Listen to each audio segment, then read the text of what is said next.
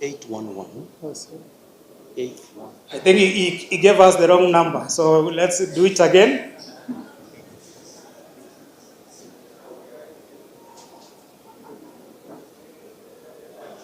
So we are fetching the data. There's no record. Okay, so at least we have found him, Mr. Lazaro. So now we want to capture his finger. Now, let's capture his finger, one of the finger, which is the right thumbprint. So we've captured, so then after that we verify. We want to see whether it will match with the record that is existing in the central database. I think placement, maybe you can redo again, because you have to put at the center of the reader so that you get the best finger quality.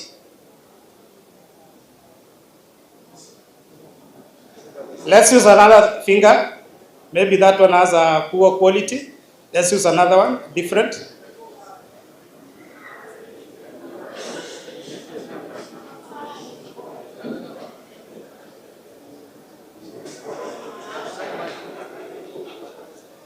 Use another different finger. Right hand, it's left hand. The right one. Left. This one. This one today will match for sure, because this is a good quality finger.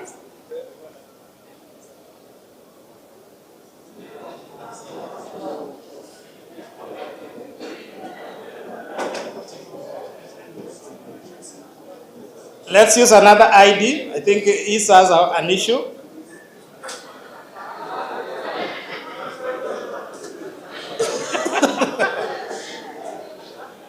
So let's fetch Tobias. So left thumb.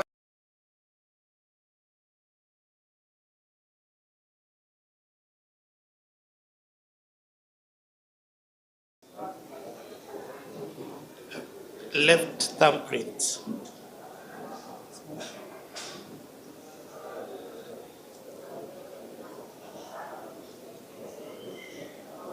No, it's not properly placed. This way. Yeah, that way.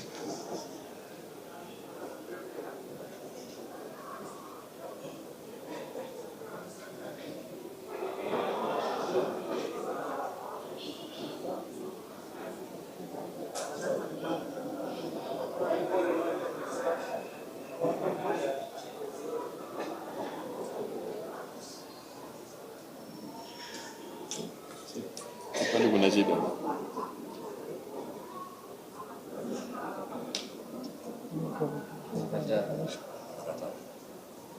The system is not working. It is working. Huh? It is working. Clear. Reset. Mine. Left. Left one.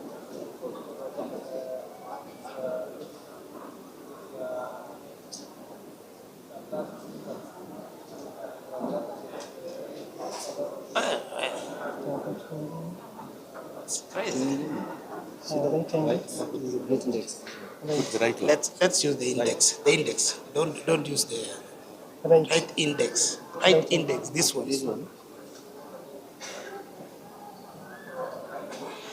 You need to fetch fast.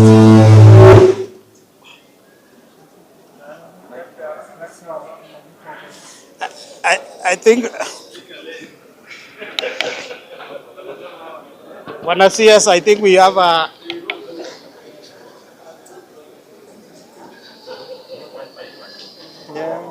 it works. Works very well.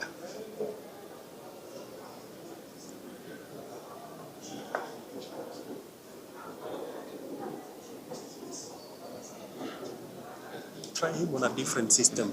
On the other one, you want to demonstrate. Yes. Yes. That one is matching. Try him. So this is matching. So we need to move to the next application because we have 3 applications. So this one requires only your ID. Once you supply with the ID, it will match. So we are going to use a different application, which is the one we are going to take the 10 fingerprints of the person.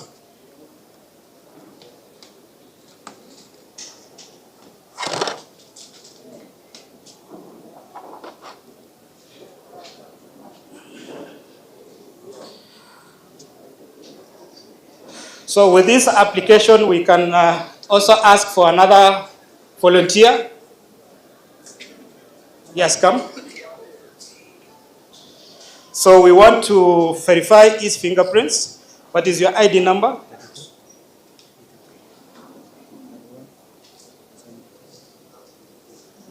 Submit. So we have the screen.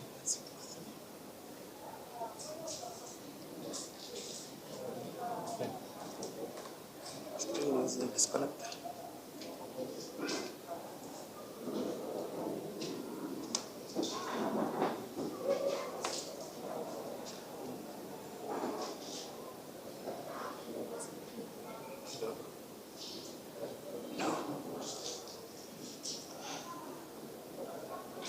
That cable is not good.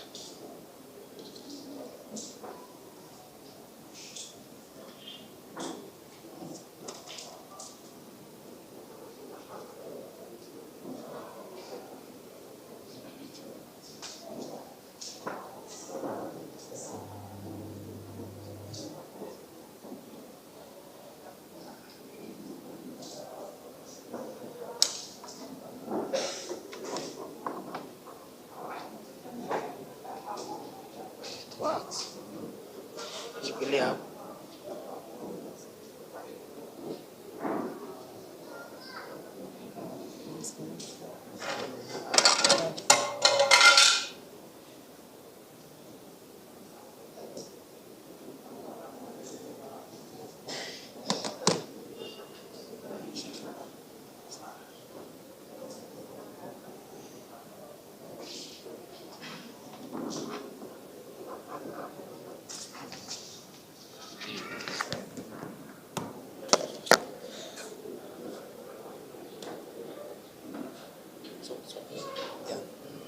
As we finalize the demonstrations, sometimes when you want to test something on when the boss is there, sometimes we have because of panic and other issues. But these are solutions that is clearly working, and we know that it will go a long way in supporting most of our processes in identification. So before I invite the Principal Secretary, State Department for Immigration and Citizen Services, as they try to do the connection, I want to invite the area member of parliament, Honorable Peter Kaluma, just to say a word. I know we are pressed with time. We're supposed to have been left here by midday, but karibu mheshimiwa, ndio baadaye tuone vile tunaendelea. Karibu sana, asante sana. Na asante sana mheshimiwa kwa kumobilize wananchi. Naona wamekuja kwa wingi sana. Asante sana. Karibu. The CS in charge of Interior and National Administration, the Honorable Kipchumba Onesmus Murkomen, the PS in charge of Internal Security and National Administration, Dr. Raymond Omolo, the PS in charge of Immigration and Registration Services, Brother Belio Kipsang, the DIG Administration Police Services, Police Service and the entire security apparatus present, the members of the National Government Administration officers present, Hamjamboni. CS, I want to thank you for getting time to join the people of Kenya here in commemorating the world's Identity Day. And CS, I know we are going to speak for long elsewhere. This is not the first time the CS is here with this big team, but I want to thank the CS for coming with even a bigger team from the national government. Because we are commemorating the World AIDS Day, CS, the biggest challenge we face in terms of registration are two. Number one, Homa Bay County is a border county. Many people do not know, but we border Uganda and we border Tanzania through Lake Victoria Cross. And so, allow me to thank the President of the Republic of Kenya before our people for removing that vetting requirement. Very many people think it is just about the people of northeastern Kenya and other areas, but it is something which was hindering the registration of our people here in a very big way. CS, if you were to move into the villages, you will get people as old as 70 or over 70 years who are not yet registered. This makes me to make two requests to you, Bwana CS and your officials from the national government. Number one, that Homa Bay is a very big county, but we have only 6 registration centers out of the 8 constituencies we have. We want to request that the constituencies, through you PS in charge of the relevant government department, that we have a registration office in Dewa constituency. Dewa is indeed the biggest, if not one of the biggest, constituencies in Homa Bay County. Just across here is also a very remote constituency in terms of infrastructure, but also the most populated. The fact of lack of a registration office there is a very big hindrance. And then we also want to request the PS through UCS that the other constituency which does not have a registration office be dealt with. But number two, CS, our people are not registered in their numbers also because of the distance that they have to cover. So I want to request the national government through you that we find a way of taking these registration processes down to the locations, down to the sub-locations, and down to the wards. And I know it's a request I'm making to the PS through UCS. As a son of this soil, I know you'll say something about that. Joturua, wantie ka. What are you register? Pay kawuni to gingeni maroganda dongi. So government services, kaka education loans board, registration for university, huduma services mag sirikal te, to kata marsha, bende okinyal bedo miti yudo maber kaka gitiyo maber ni kokitimo registration. To molo yadwa kwa umondu register, ige penyiri to gingeni mar oganda. Penyiri to gingeni mar yomoko koni wathin. Gikoni wathin, nikech pile ka pile iyudo ka namba wa manitiyo ko register kaka aidi. Wadwa nyisogi ni wan jo Kenya kama wadhiye mbele ni, kendo gidwa ng'e ni wantie kendo wan jo Kenya. Uyie? Koro register uru. The other registration I want to request you to take very seriously en wach mar shani. Shani ji goye siasa mang'eny ni okoti. To anantie gi nyithiwa owuon moko mantie gi breast cancer, moko nitie gi tuoche mopogore, mashani ema koro konyo, kata onge pesa magikwayo kata di. Temuru mondo register.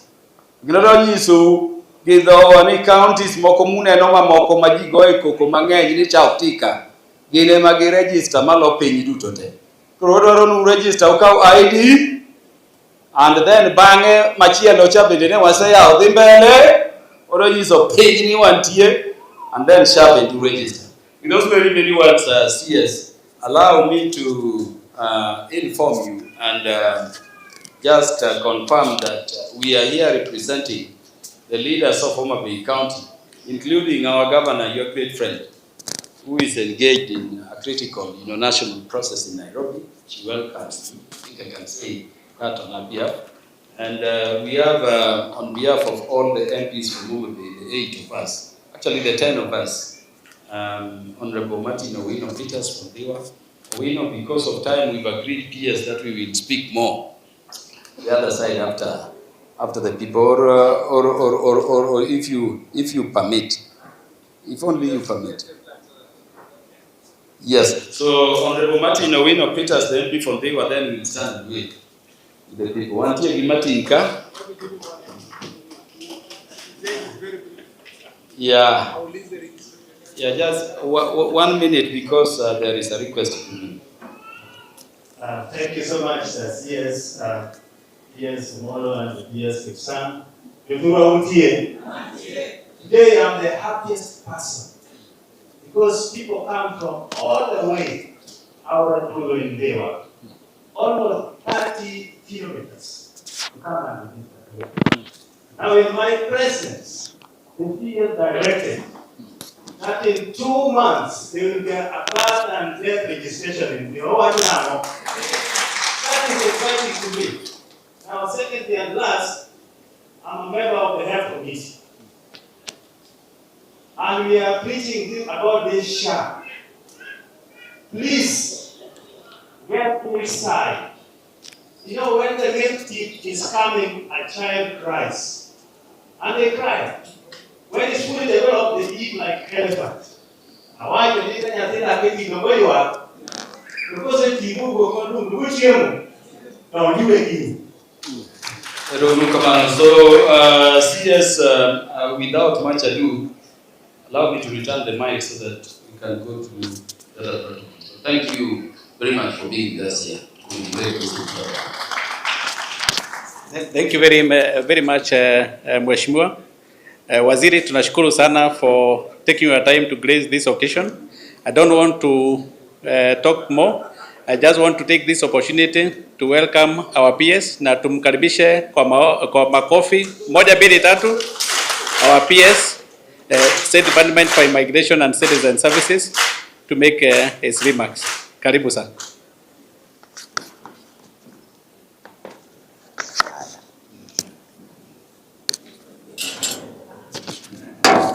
Asante sana Secretary,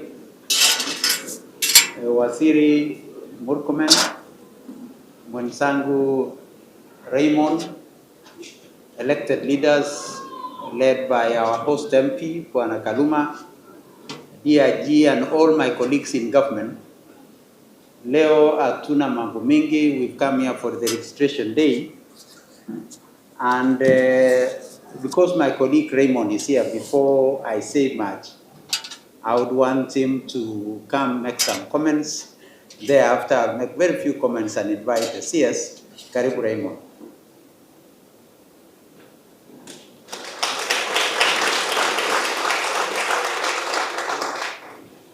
Asante sana ndugu yangu Dr. Belio Kipsang, ambaye kwa wakati mmoja alikuwa mkubwa wangu.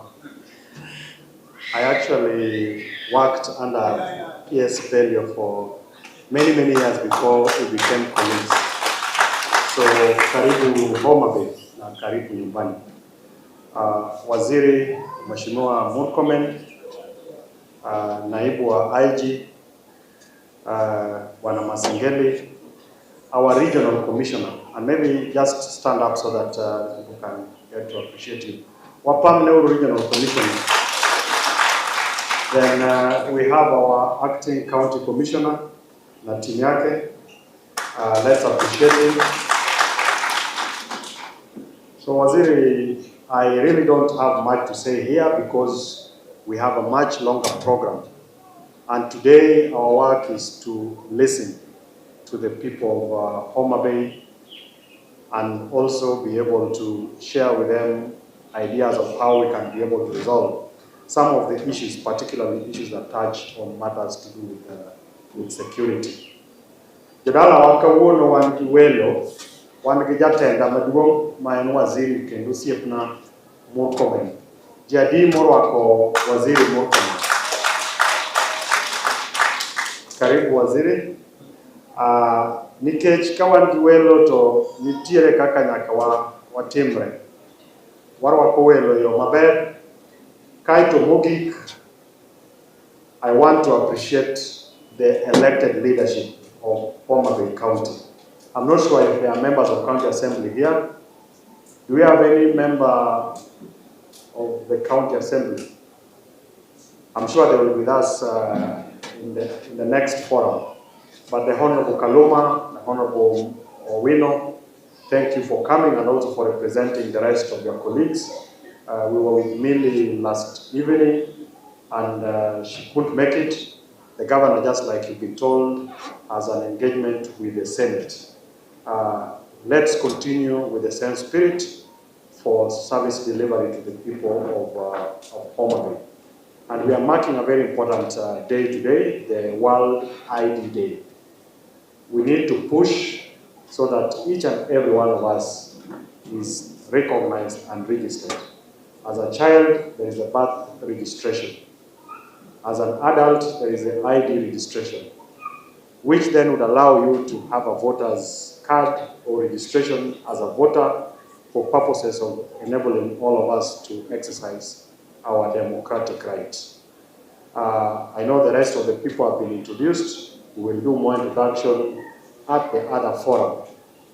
But for everybody who has come to participate in the registration, I want to encourage you that the team that is here will be here the whole day. Let's ensure that those who must be registered are registered. Otherwise, asanteni sana na mmekaribishwa. Yes, very good. Asante sana PS Raymond. So once again, we are grateful that we are here. Nasema asante sana Raymond. He brought me here first to this county in 2021 when we came to see a project here called Kimira Oluch. At that time, I was working in the department that was dealing with projects including Kimira Oluch. CS, we would not really want to take so much. We would want to thank you, one, for accepting to be part of this particular very important exercise, this very important day, the International Day for Identification. And when we talk of identification, sometimes we may think of ID. Identification goes beyond the ID. It starts with that first registration at birth. And CS, I would want also to mention today that we have migrated to what we call e-notification, so that all children who are born in hospitals are registered at birth at the hospital. And Mwangemi tells me that 90% of births are done at hospitals. And that's why we are now having e-notification to be done at hospital level, so that we capture everybody at that particular stage. So we would want to affirm once again, CS, our commitment in ensuring that there is total inclusion and that nobody is left behind. And therefore, this day is very important.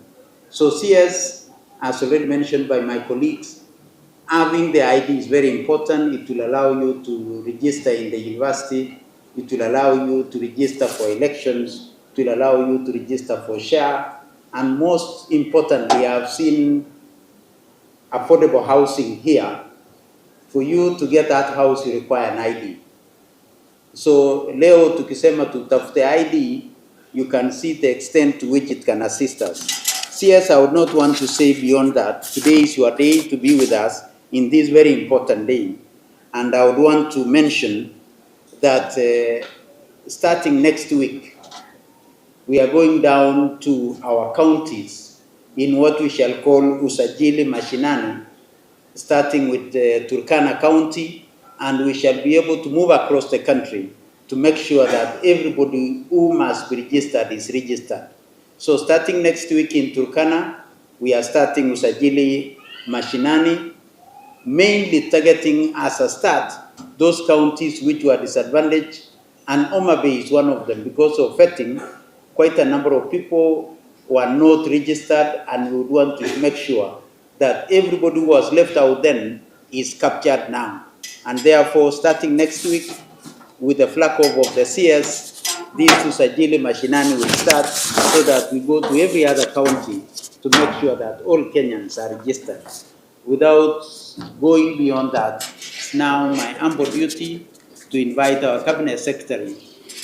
So let's all be upstanding so that we can have our CS commission and celebrate with us on this National ID Day. Karibu Waziri. Thank you very much. Yes, thank you very much. Please, Katie. Asante sana PS. our Principal Secretary, Immigration and Citizen Services, Dr. Kisani Bedion, our Principal Secretary, Internal Security and National Administration, Dr. Raymond Omolo, our members of parliament, led by Peter Oponda Kaluma, and our DIG, National Security Team members who are here, Regional Security Team members, County Security Team, members of the public. Good afternoon. I'm Jambo. I just want to say very briefly that I am really privileged to be here this afternoon. It's a great honor and privilege to join you all today in the heart of Homa Bay County as we celebrate International Identity Day 2025. This is not just a celebration which is local, it's international, it's all over the world. And it's, for Kenya, it's being done in Homa Bay. So this is extremely important. Jipigieni makofi. This day is a day that affirms one of the most fundamental human rights, the right to be recognized, the right to be counted, and the right to belong. Allow me to begin by appreciating the Principal Secretary, Immigration and Citizen Services, Dr. Belio Kipsang, for his insightful remarks that he has shared to highlight the policy direction of the ministry and the way forward. Today we gather not only to celebrate our achievements, but to affirm our shared commitment to building an inclusive, efficient, and a forward-looking identity ecosystem. The symbolism of this date, the 16th day of the 9th month, is no coincidence. It's a reference to Sustainable Development Goal number 16.9, which is a UN Sustainable Development Goal, which calls for the legal identity for all, including birth registration, by the year 2030. Kenya stands proud among the nations making tangible progress towards this very important international goal. Over the past few years, we have witnessed transformational changes in our identity management landscape. Policies and actions that have made identity accessible, fairer, and more inclusive. The government of Kenya successfully granted citizenship and identification document to previously stateless communities such as Makonde, Shona, and Pemba.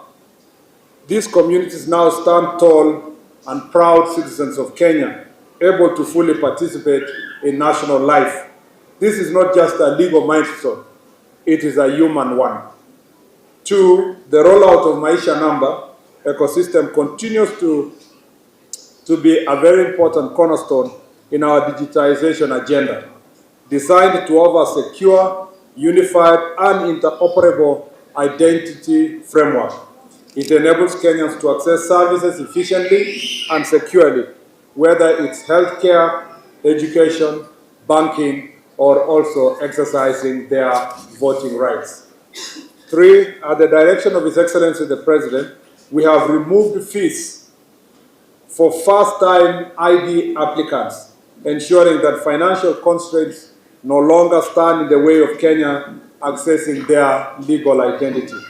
And I'm very happy to see everywhere we have gone in the 39 counties, including this one, you can see the huge number of Kenyans, young Kenyans, who have just attained the age of 18 years, between 18 and 20. Some have delayed up to 21 years because some could not afford 300 shillings to pay to come and register for their own ID. Today you can see them registering for free. All of them, first-time ID applicants, are getting it for free.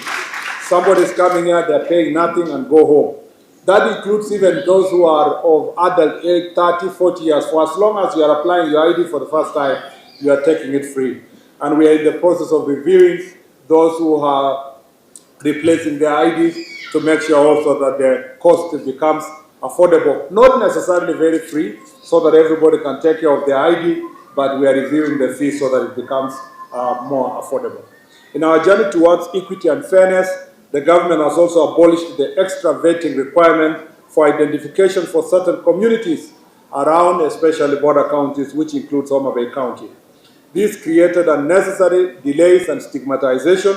We continue to review other similar legacy requirements that hinder equal access to identity cards.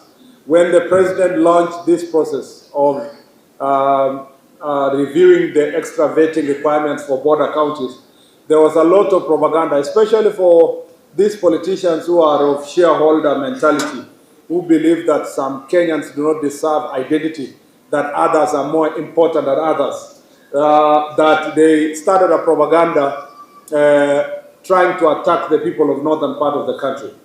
But they forget that all the border counties were being affected. Homa Bay, Migori, Narok, Kajiado, Kwale, Lamu, Tana River, Taita Taveta, counties like Garissa, Wajir, Mandera, Marsabit, Turkana, West Pokot, you come to Bungoma, and Busia. So it was all, up to even parts of Siaya. So this is affecting the entire, those counties, first of all, were having problems. And then the counties that are neighboring those counties like Trans Nzoia. Trans Nzoia also is one of the border counties. And then the counties like Samburu were also being affected, who are just by neighboring Marsabit and other parts of Isiolo. So this was something affecting not nearly a third of the counties in the country. And by the president just removing extra vetting, we have seen increased number of Kenyans getting an opportunity to access their identity cards. And this is something we must celebrate, not just as Kenyans, but as in terms of humanity, because people are getting to be registered. I have launched mobile registration outreach programs across all the 39 counties where Jukwaa la Usalama has been held, and today we extend this service also to Homa Bay County as we try to reach the remaining counties. Through these outreaches, we are determined to reach those previously left behind, marginalized communities in remote areas, elderly citizens, and young people who have long faced access barriers. Our plan with if you've looked at the machines, we have the live capture machines. In the past, you went to, or the practice in many places now, you go to registration center and your documents have to be taken all the way to Nairobi. Now, with live capture machines, which is the future of registration, you will not need to travel with documents, and our officers don't need to transmit documents to Nairobi.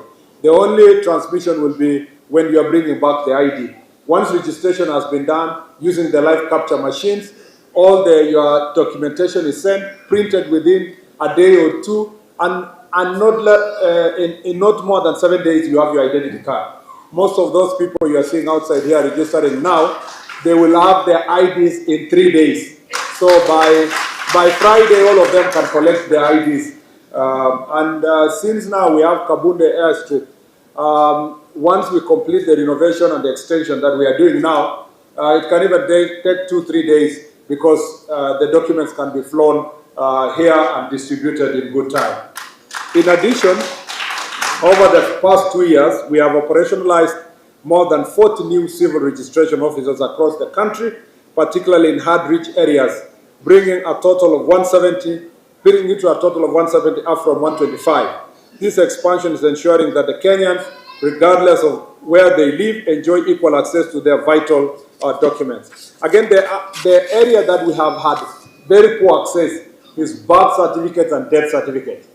And there is also a prohibitive cost towards the issuance of birth certificate. We are reviewing with a view of bringing it down or eliminating completely the fees that are required for birth certificates so that Kenyans can get these documents. This registration process, also death certificates, which many Kenyans are unable to get, we want also to review the same. And that's why the offices have increased within the last 2 years from 125 to 175. Our obligation is that our intention is that before the next elections, we should reach at least all constituencies. We must have 290 registration centers. As you heard, I have directed that the constituencies, including Diwa, that don't have a registration officer, we must give them registration officers by December this year, so that the people can get their birth certificates and death certificates at a closer offices.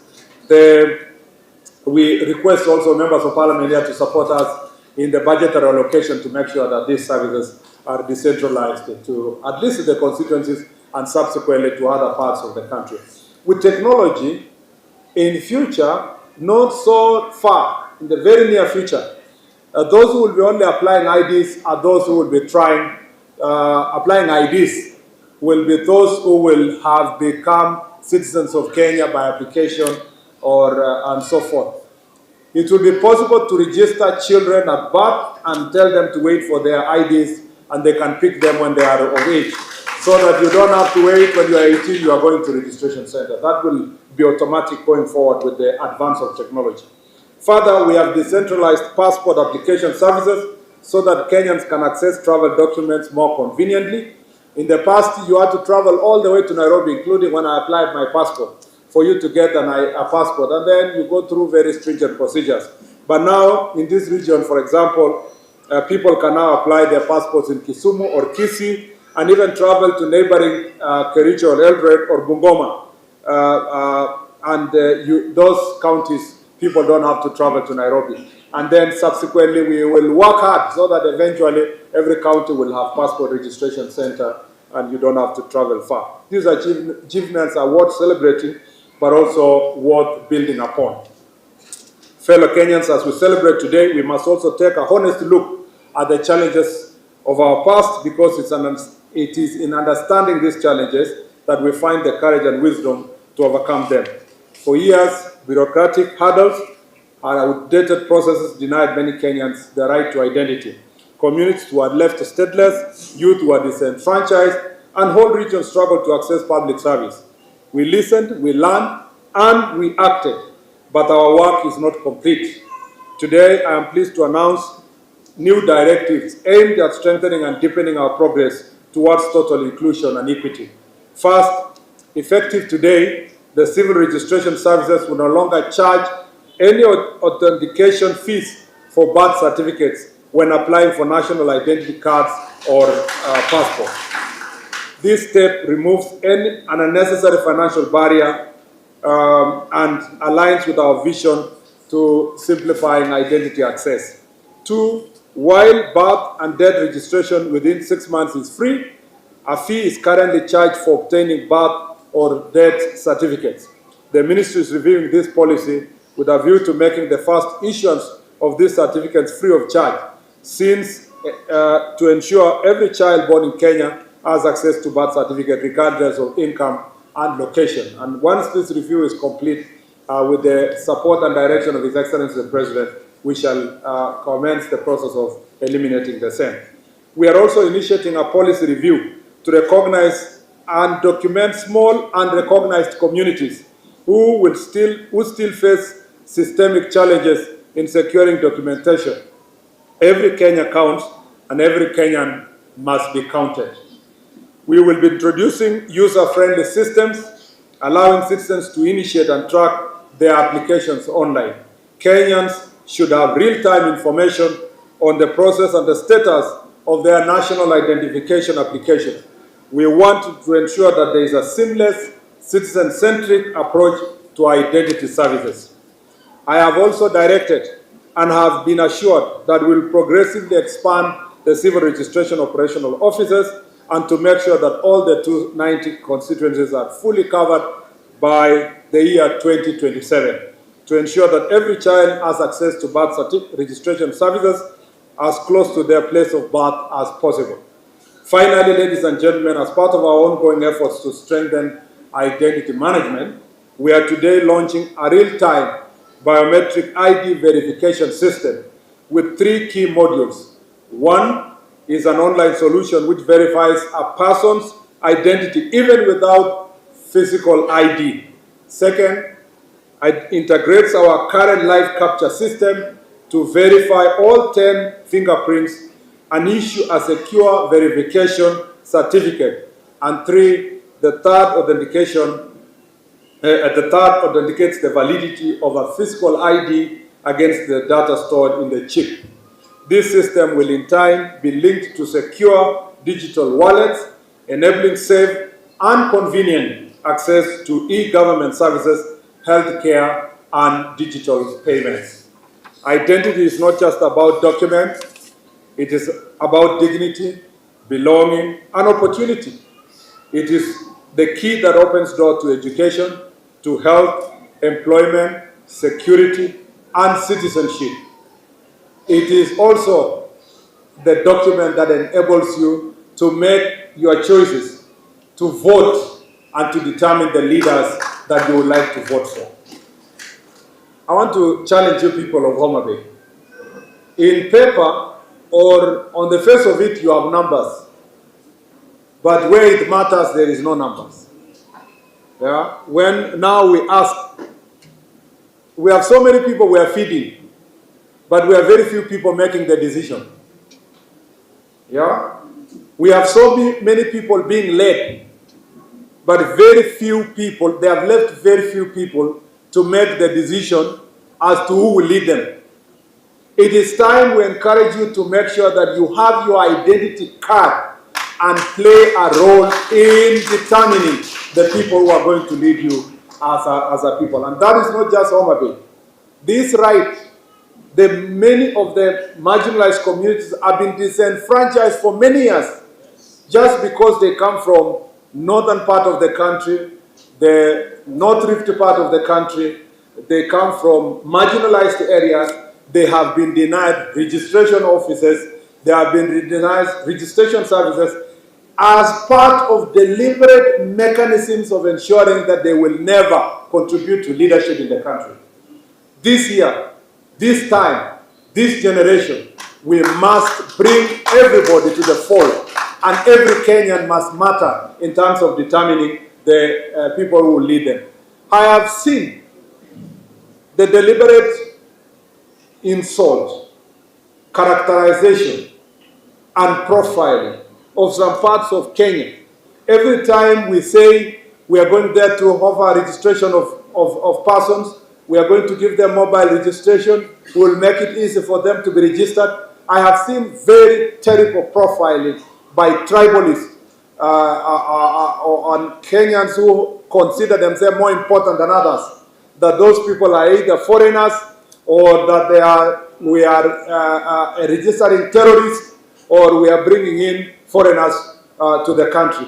It is time, it is time, it is time through registration we make every Kenyan matter, and they must matter where it matters most, that is at the ballot. So that going forward, all these political actors who want to lead our country can be forced to walk all over Kenya and feel the pain that other Kenyans feel as they look for votes and the opportunity to be led by those Kenyans. Until we bring all these Kenyans to the fold, we will continue with this negative profiling, negative message of major shareholders and lesser shareholders in our country. We must say enough is enough. Kenya belongs to all citizens, and every citizen must have a space in its leadership. Lastly, let's continue working together across all levels of government, civil society, development partners, and the private sector to make sure that no child goes unregistered, no youth goes unrecognized, and no adult is left behind in accessing identity. In conclusion, today we celebrate more than a policy goal. We celebrate progress. But more than that, we recommit ourselves to the mission of delivering legal identity to every Kenyan without exception. Let us use this Identity Day to renew our collective resolve to build a future where everyone is known, everyone is recognized, and everyone belongs. To every Kenyan out there, wherever you live, whichever community you come from, your identity matters and you matter. Happy Identity Day, and asanteni sana. Mungu awabariki. Thank you very much.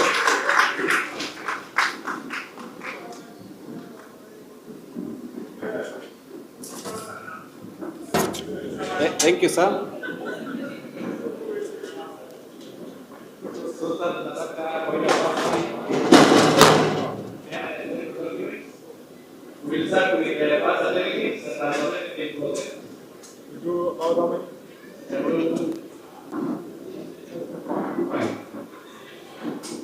As we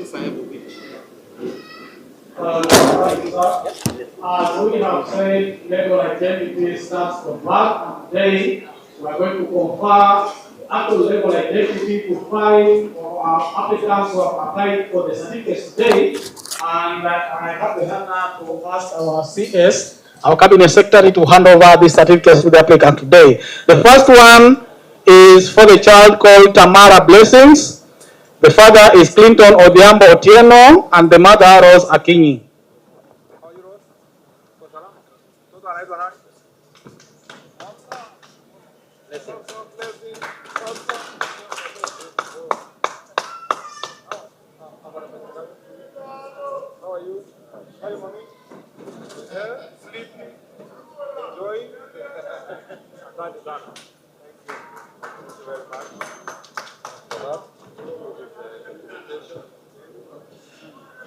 The second one, Esther Shemo, the child Esther Shemo, father Samuel Otieno Nyamburi, and mother Dora Onyango Nyamburi.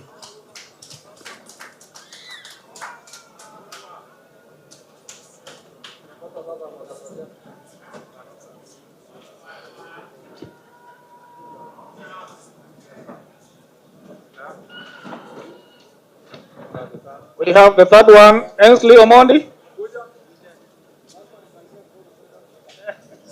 Ensley Omondi, father Dickens Ochengo Kumu, and mother Daisy Akinyi Odier.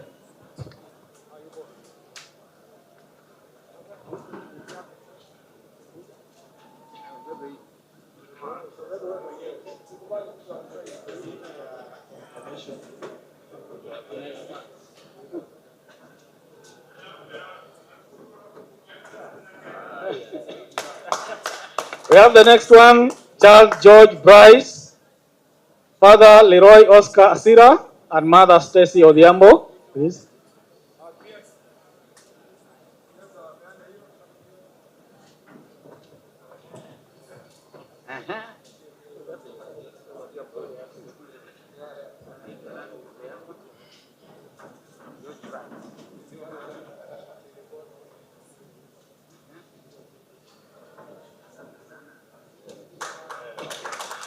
Thank you. We have another one, Heaven Mildred. Heaven Mildred, father Stevenson Odhiambo.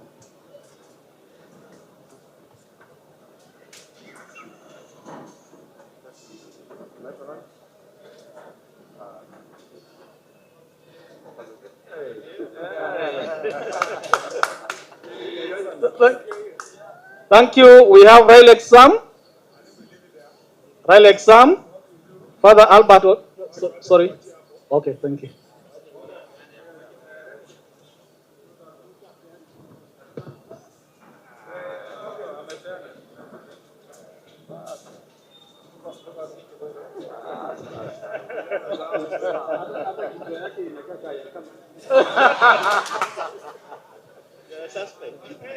Okay, asante sana waziri. Pia tuko na Wangapi wa mama wamekuja hapa na watoto? Inua mkono. Wenye wamekuja kuregister birth na wako na watoto hapa. Basi, mtu yangu atasalimia nyinyi kabla. Sawa. Waziri, tuko na one ID card. Oyundo Joshua Otieno ako wapi? The ID card alipai mwezi wa 9 na Oudo aliapply tarehe 2. Oh, alikuwa ameapply tarehe.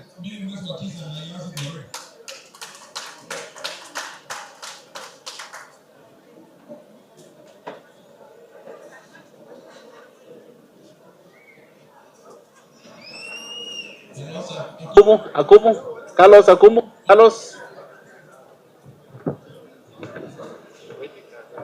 Carlos Akumu may apply.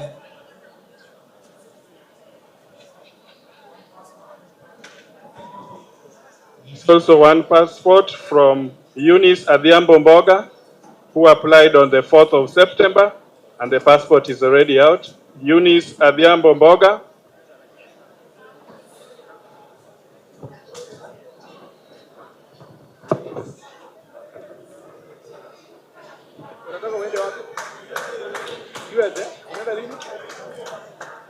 All the best. Asante sana. Pongezi. Asante sana.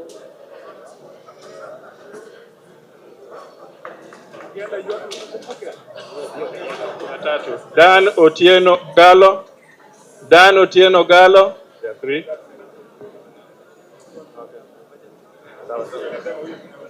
Dan Otieno Gallo.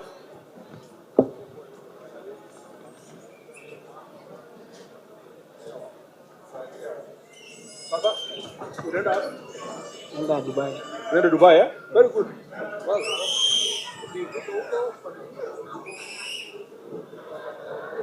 Asante sana waziri, tumeshukuru sana for attending this function. Thank you very much. Haya, tumesema asanteni sana. Sisi tunaenda sasa jukwaa la usalama, tuende tujadiliane vile